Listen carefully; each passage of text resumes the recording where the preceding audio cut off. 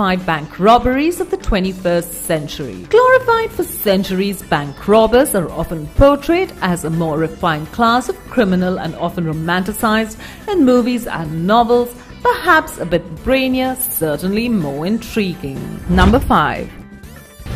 Robbery number 5 was the Kensecuritas Depo robbery in 2006 when $92.5 million were robbed. It makes its reputation as the largest cash heist in British crime history. At least 6 men abducted and threatened the family of the manager, tied up 14 staff members and stole what was equivalent to $92.5 million in banknotes. The manager of the depot, abducted while driving, was pulled over by what he thought was a police vehicle due to the blue lights behind the front grille. He was taken to a farm in West Kent, while at the same time the manager's wife and 8-year-old son were being held hostage at their home. They too were then driven to the farm, and the depot manager was forced by gunpoint to cooperate, or else he and his family would be in danger. The main player of the heist wasn't arrested until 2010, nearly 4 years later, after having lived it up in the West Indies with the largest sum of the stolen money. Number 4.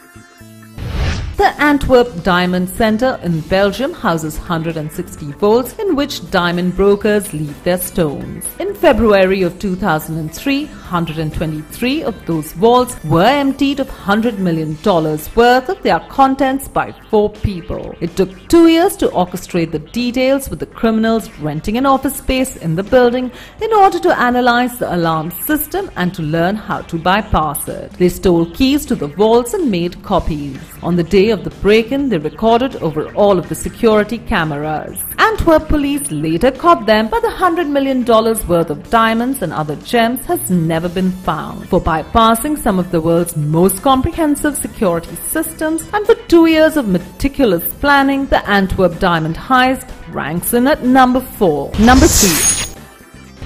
One of the most downright brazen robberies in recent memory was the Winston heist, and it is at number 3 on this list. It went down in 2008 when a group of 4 men stormed into one of Paris's most exclusive jewelry stores and made off with $108 million in diamonds. The men were disguised as women and armed with a .357 Magnum and a hand grenade. They quickly herded the employees and customers into a corner and started breaking open display cases. After filling a suitcase with precious stones, they made their escape. No one from this robbery has ever been arrested, with police suspecting that the robbers, whom they've nicknamed the Pink Panthers, are a part of a larger criminal organization of Yugoslavians that may have been responsible for a number of other high-profile jewelry heists. In the meantime, a $1 million reward is still up for grabs for any information leading to the arrest of the robbers. Number 2. And number 2, Sumitomo Bank in London heist is considered one of the biggest in Britain's history at $300 million.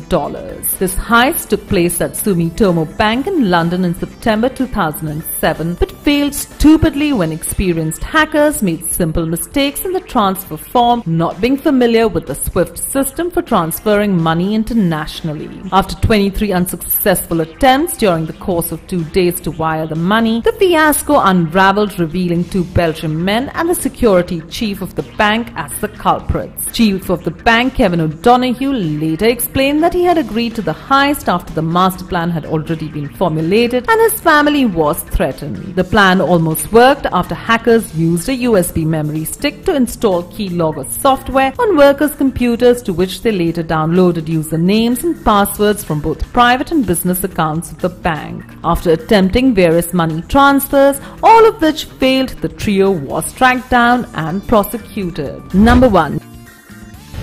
The lowest of the low, and number 1 is the Central Bank of Iraq heist at $1 billion.